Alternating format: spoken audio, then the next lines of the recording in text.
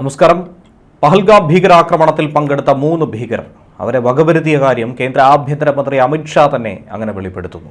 രാജ്യം തന്നെ കാത്തിരുന്ന ആ വെളിപ്പെടുത്തലാണ് അദ്ദേഹം തുറന്നു പറഞ്ഞിരിക്കുന്നത്. കഴിഞ്ഞ ദിവസം നടന്ന ഓപ്പറേഷൻ മഹാദേവ്, അതിനു മുൻപുണ്ടായ ഓപ്പറേഷൻ സിന്ദൂർ, അതിലൂടെ പ്രഭവ കേന്ദ്രത്തിനും ഈ പ്രവർത്തിച്ചവർക്കും കൃത്യമായ തിരിച്ചടി നൽകാനായി കഴിഞ്ഞിരിക്കുന്നു. പാകിസ്ഥാനിലേക്ക് രക്ഷപ്പെടാൻ ശ്രമിച്ച ഭീകരരെയാണ് സുരക്ഷാ സേന വെടിവെച്ച് കൊലപ്പെടുത്തിയത്. ഭീകരരെ സഹായിച്ചവരെയൊക്കെ ഇതിനു മുൻപും എന്നെ അറസ്റ്റ് ചെയ്തതായി അദ്ദേഹം തന്നെ വ്യക്തമാക്കുന്നു. ലോക്സഭയിൽ വെച്ചാണ് അമിത്ഷാ ഇക്കാര്യം പ്രഖ്യാപിച്ചത്.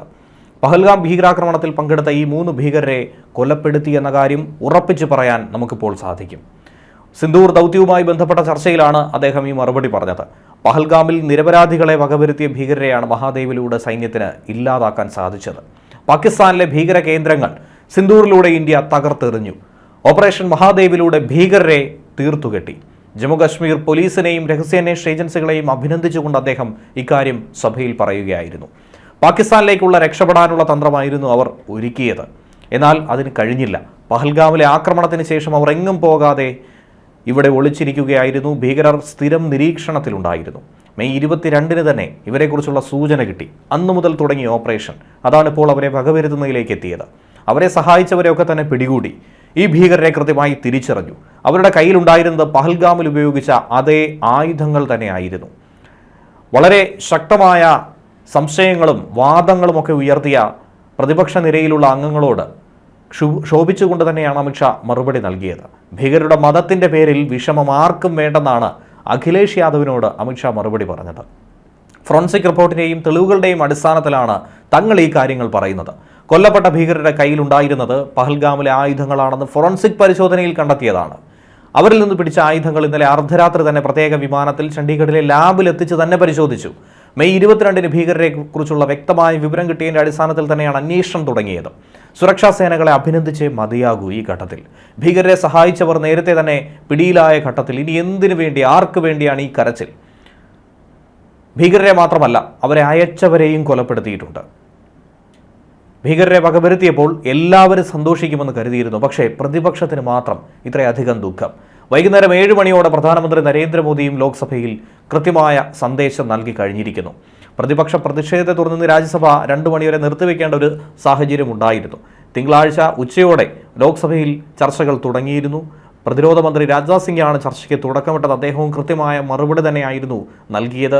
അതിർത്തി കടക്കാനോ പിടിച്ചെടുക്കാനോ വേണ്ടിയുള്ള ഒരാക്രമണമല്ല സിന്ദൂർ. പകരം വർഷങ്ങളായി പാകിസ്ഥാൻ വളർത്തിയ ഭീകര കേന്ദ്രങ്ങളെ ഇല്ലായ്മ ചെയ്യുക, പഹൽഗാമിലുണ്ടായ ആക്രമണത്തിൽ കൊല്ലപ്പെട്ടവരുടെ കുടുംബങ്ങൾക്കുള്ള നീതി ഉറപ്പാക്കുക, ഈ 2 ലക്ഷ്യങ്ങളിലൂന്നി തന്നെയായിരുന്നു ഈ നീക്കം നടത്തിയത്. എന്നാൽ ഇന്ത്യൻ നിർമ്മിത ആയുധങ്ങളുടെ ശക്തി എന്തെന്നുള്ളത് ഓപ്പറേഷൻ സിന്ദൂറിന്റെ സമയത്ത് ലോകം തന്നെ വീക്ഷിച്ചുവെന്ന് പ്രധാനമന്ത്രി നരേന്ദ്രമോദി സിന്ദൂറുമായി ബന്ധപ്പെട്ട ചർച്ചയിൽ സംസാരിക്കുമ്പോഴാണ് പ്രധാനമന്ത്രി, ഏവരും കാത്തിരുന്ന ഒരു കാര്യം കൂടിയായിരുന്നു, സഭയിൽ പ്രധാനമന്ത്രി സംസാരിക്കുമോ ഇല്ലയോ എന്നുള്ള കാര്യം. അദ്ദേഹം തന്നെ അദ്ദേഹത്തിൻ്റെ വാഗുകൊണ്ട് തന്നെ ഈ കാര്യം പറഞ്ഞിരിക്കുന്നു. ഇന്ത്യൻ ആയുധങ്ങൾ പാകിസ്ഥാൻ ആയുധങ്ങളുടെ ശേഷി എന്തെന്നുള്ളത് തുറന്നുകാട്ടി. ഒപ്പം ചൈനയുടേത്. ഇന്ത്യൻ സേന പാക് ഭീകര കേന്ദ്രങ്ങളെ തകർത്തു. പാകിസ്ഥാന്റെ ആണവ ഭീഷണിക്ക് മുന്നിൽ മുട്ടുമടക്കുമെന്ന് കരുതി. പക്ഷേ ഇല്ല എന്ന് നാം ലോകത്തിന് മുന്നിൽ തെളിയിച്ചു കാണിച്ചു. പാകിസ്ഥാന്റെ വ്യോമസേനാ താവളങ്ങൾ ഇപ്പോഴും ICUവിലാണ്. എപ്പോൾ, എങ്ങനെ, എവിടെ തിരിച്ചടിക്കണമെന്ന് സൈന്യത്തിന് തീരുമാനിക്കാനുള്ള പൂർണ്ണ സ്വാതന്ത്ര്യം ഇതിലൂടെ നൽകി കഴിഞ്ഞിരിക്കുന്നു. കേവലം 22 മിനിറ്റിൽ പഹൽഗാം ആക്രമണത്തിനുള്ള മറുപടി ഒന്നും തന്നെ ചെയ്യാൻ പാകിസ്ഥാന് കഴിഞ്ഞിട്ടില്ലെന്നാണ് പ്രധാനമന്ത്രി ചൂണ്ടിക്കാണിക്കുന്നത്. ഇന്ത്യയും പാകിസ്ഥാനും തമ്മിൽ നേരത്തെയും പലതവണ പല രീതിയിലുള്ള സംഘർഷങ്ങൾ ഉണ്ടായിട്ടുണ്ട്. എന്നാൽ പാകിസ്ഥാന്റെ ഉള്ളിൽ കടന്ന് ഒരു കനത്ത ആക്രമണം നടത്തി തിരിച്ചു വരിക എന്നുള്ളത് അതാദ്യ സംഭവമാണ്. പാകിസ്ഥാന് സ്വപ്നത്തിൽ പോലും ചിന്തിക്കാൻ കഴിയാത്ത ഇടങ്ങളിൽ ഇന്ത്യ ആക്രമണം നടത്തി. പാകിസ്ഥാന്റെ ആണവ വെല്ലുവിളി വെറുതെയാണെന്നുള്ളതും ഇനി അങ്ങനെയുള്ള ചെപ്പടി വിദ്യകൾ, ഭീഷണികൾ നടക്കില്ല എന്ന് ഇന്ത്യ തെളിയിച്ചു കാണിച്ചു. ഈ സംഘർഷത്തിൽ ആധുനിക സാങ്കേതിക വിദ്യയും രാജ്യം നന്നായി വിനിയോഗപ്പെടുത്തി. ഇന്ത്യയുടെ ശക്തി എന്തെന്നുള്ളത് ലോകം മനസ്സിലാക്കി. ഇന്ത്യൻ നിർമ്മിത ഡ്രോണുകളും മിസൈലുകളും പാകിസ്ഥാന് കനത്ത പ്രഹരം തന്നെയാണ് സൃഷ്ടിച്ചത്. നമുക്ക് മറ്റ് രാജ്യങ്ങളുടെ പിന്തുണ കൃത്യമായി കിട്ടിയിട്ടുണ്ട്. എന്നാൽ കോൺഗ്രസ് പിന്തുണ ലഭിക്കാത്തത് ഏറെ ദൗർഭാഗ്യകരമെന്ന് പ്രതിപക്ഷത്തെ കുറ്റപ്പെടുത്തി അദ്ദേഹം പറഞ്ഞു. എന്നാൽ പ്രധാനമന്ത്രി നരേന്ദ്രമോദി സ്വന്തം പ്രതിച്ഛായയെ സംരക്ഷിക്കാൻ സൈന്യത്തെ ഉപയോഗിച്ചെന്നാണ് പ്രതിപക്ഷ നേതാവ് രാഹുൽ ഗാന്ധി പറയുന്നത്. ഓപ്പറേഷൻ സിന്ദൂർ സംബന്ധിച്ച് പാർലമെന്റിലുണ്ടായ ചർച്ചയിലാണ് രാഹുൽ ഗാന്ധി ഇങ്ങനെ ഒരു പ്രസ്താവന നടത്തിയത്. 30 മിനിറ്റിനുള്ളിലെ കീഴടങ്ങലാണ് കേന്ദ്ര സർക്കാർ നടത്തിയതെന്ന് രാഹുൽ ഗാന്ധി ആരോപിച്ചു. ആക്രമിക്കുന്ന കാര്യം പാകിസ്ഥാനെ മുൻകൂട്ടി അറിയിച്ചെന്നും ഒരിക്കൽ ആക്രമിച്ചെന്നും ഇനി ആക്രമണം നടത്തില്ലെന്നും പാകിസ്ഥാനോട് പറഞ്ഞു. കാരണം ഈ നടപടിയുടെ ലക്ഷ്യം പ്രധാനമന്ത്രിയുടെ പ്രതിച്ഛായ സംരക്ഷിക്കുകയായിരുന്നു എന്നുള്ള വാദമാണ് രാഹുൽ ഗാന്ധി ഉയർത്തിയത്. ശത്രുവിനെതിരെ സൈന്യത്തെ ഉപയോഗിക്കാൻ തീരുമാനിച്ചാൽ രാഷ്ട്രീയ ഇച്ഛാശക്തി വേണമെന്നും സേനയ്ക്ക് പൂർണ്ണ സ്വാതന്ത്ര്യം നൽകണമെന്നും കേന്ദ്ര സർക്കാർ അത് ചെയ്തില്ലെന്നുമാണ് രാഹുൽ ഗാന്ധിയുടെ കുറ്റപ്പെടുത്തൽ. സ്വന്തം പ്രതിച്ഛായ സംരക്ഷിക്കാൻ പ്രധാനമന്ത്രി വ്യോമസേനയെ ഉപയോഗപ്പെടുത്തിയെന്നാണ് രാഹുൽ ഗാന്ധിയുടെ ആക്ഷേപം. ഇന്ത്യ പാകിസ്ഥാൻ വെടിനിർത്തലിന് മധ്യസ്ഥത വഹിച്ചെന്ന് അമേരിക്കൻ പ്രസിഡന്റ് ഡൊണാൾഡ് ട്രംപ് 29 തവണ പറഞ്ഞെന്നുള്ള കാര്യവും എടുത്തു പറയുന്നു. എന്നാൽ ട്രംപ് കള്ളം പറയുകയാണെന്ന് പറയാൻ പ്രധാനമന്ത്രിക്ക് ധൈര്യമുണ്ടോ എന്നുള്ള വെല്ലുവിളിയും രാഹുൽ ഗാന്ധി ഉന്നയിച്ചു.